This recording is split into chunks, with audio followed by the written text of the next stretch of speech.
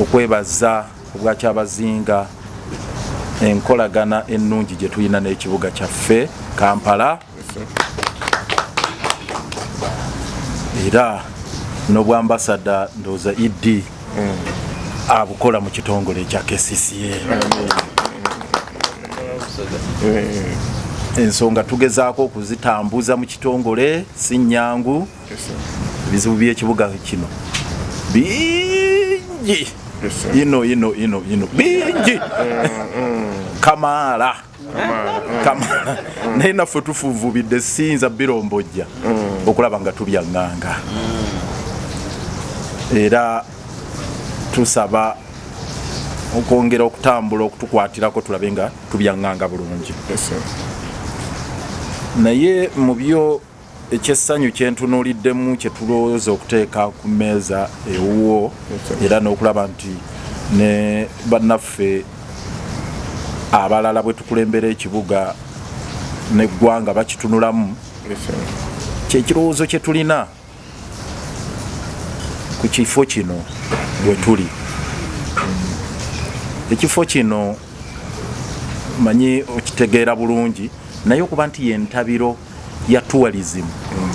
Abalambuzi bonna abajja mu Uganda nga tusuubira nti yeno one stop shop center we batandikira ate abasinga ne bagenda e Busoga kubanga ebyobulambuzi bingi nnyo ebiri mu Busoga. Naye ng'ekifo kino gardens zino nga bw'oziraba za Jubilee Gardens za Independence era ne Independence Monument eri wali ne statue ya Kabaka Muteesa weeri wansi awo round about nga first president. Naye ekibulako kye tulowooza nti ate kirungi oli mu nteekateeka ya planning ey'eggwanga oli muntu mutuufu okukitulowolezaako okulaba bwe tukipulaninga okukifuulira ddala ekifo ekijjayo ebyafaayo bya Uganda ng'ebya independence. Yes, waliwo independence grounds ekololo naye ku by'ebyobulambuzi nefa ng'ekibuga nga ki okuba ddala nti independence monument erina wano tusuubira nti ekintu ekyo tujja kubanga tukwataganira wamu tulabe nga tukitumbula. Naye kyenjagadde kireetera wano olwaleero nti okujjayo ebyafaayo obulungi pulezidenti yasooka ng'ali awo abulako munne first vice president William Wilberforce Nadope Kadumbula the third. Yes. First vice president owa Uganda mu bwetwaze ekyo ebyafaayo biba bijjudde bulungi nnyo mu kulowooza okwaffe ng'abali mu olwaleero okwaniriza political head Lord Mayor Haji Elias Lukwago nga naatwala ekibuga kya Kampala okwidda okutweyungako mu mukolo guno gwe tulimu ogw'embaga ya mwene. Sebo Lord Mayor nga tuli baisanu ino olw'okuba nti otwegayiseeku tirwa kubanga ndi ku kakiiko aye waawulira nti gye wava e Busoga olina okuyizaayo olina okuyirayo olina okuwanirira okubona nga Obusoga bwesimbawo bulungi. Baba Katukiro ongane nanirize Lord Mayor ayogere eri Obusoga era eri abantu bonabona. Sebo kabirinze muto wange yesebo nsanga eri okubona ni tiimu yo n'abakulu mwena mwena abava mu kibuga ky'e Kampala tuli kwenda okwebaza Sebo olw'okwegayita ku mukolo guno omunene mu Busoga. Tumaze emyaka mingi nga tulinda maama ate amaka agazira maama tigatera kuba materere era mbwine okwidda kwa maama kugayise ensi yona yona. Tuli kwenda okwebaza Sebo olw'okuba n'ekirowoozo kino okwidda okuyambako era okwegayita ku mbaga eno. Sebo weebale ino weebalire irala. Nalina n'okwebaza abanaife abatukiikirira mu Kcca timwebale kutuweesa liina irungi nguli timukola bulungi omukulu tiyandidde wano yandibaire yekokola ati Abasoga tibakoleka nabo anange mwebale tuweesa liina irungi twayenda okwebaza otukuuma mu kibuga muno okuumye bangi tuli muno era nayenda okwebaza Abasoga investments demukoze mu Kampala muno ate era okuba abatyamye abalungi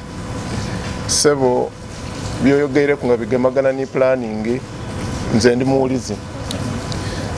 nga ngemagana ni mwani naze tulidde akola kyona kyona ekisoboka era mwani nazaidi nti buli saawa mba mu kuwandiika projects ed'enguudo mu Kampala kuba Kampala etugemaku twena tulidde akola ekisoboka kino n'ekibuga ekikulu ekya Uganda yona yona era tulina okitwala nga ekibuga ekikulu ekya Uganda yona yona babaire bambuuza lwaki buli project edda mu Kampala nanka nti mubuuza abaasookawo kuba n'abakisalawo if abandi we are implementing so you have our full support in doing whatever is possible to develop this city. You know, niwo olibanga oli mufumbi mulungi otya impression y'omugenyi ajagana mu idiiro oli lwatuuka mu idiiro niwo olibanga ofumba otya emmere eyo niwo olibanga tulina ba tourism sites make outside Kampala. The first impression is here in Kampala, and therefore we must do all we can to invest in this city. Era twenda okwebaza Sebo Road Mayor ni mama olw'omulimu omulungi gwe mukoze mwiddi twena muno baba alina mu ekisu ayi wemba ndi kujjayo wayoyote bulungi kansala ni mama baba muna alina mu mwaba yona twakoba nti alina oba ku musite Uganda kabira abe ku ni musite ya Busoga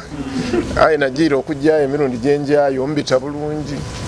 mwali mukalitegeera wali tuwafaanana wati aye buti wafaanana bulungi antumye okubeebaza Sebo nti mwebale ino mwebalire irala omukolo gwange ogundi gwakuba koba nti nga 18 Sebo tubalinze Busoga tubalinze Busoga ekyakasiki n'ebindi special assignments ali wano ni treasurer nze omulimu gwange nfuna biragiro nabibisaawo ekyo ndi kukibisaawo in a positive manner yemuli tube nti tubaako n'engeri twenayo tusanukaku mu kibuga baba mwatera okuba yeena abantu bebona bategeere nti ate obusikiti tubukola mu kifo ky'owangaliramu ate nga tuwangalira ino mu kitundu kino webale ino Sebo webalire irala ndi kwenda okusaba Sebo nti oba ogamye ena nfune ku mukisa n'ekubyeku ekifaananyi Road Mayor kyenaaweereza owa baba Kyabazinga gabula okunaafu nvuwe nga tumusabire embaga enungi.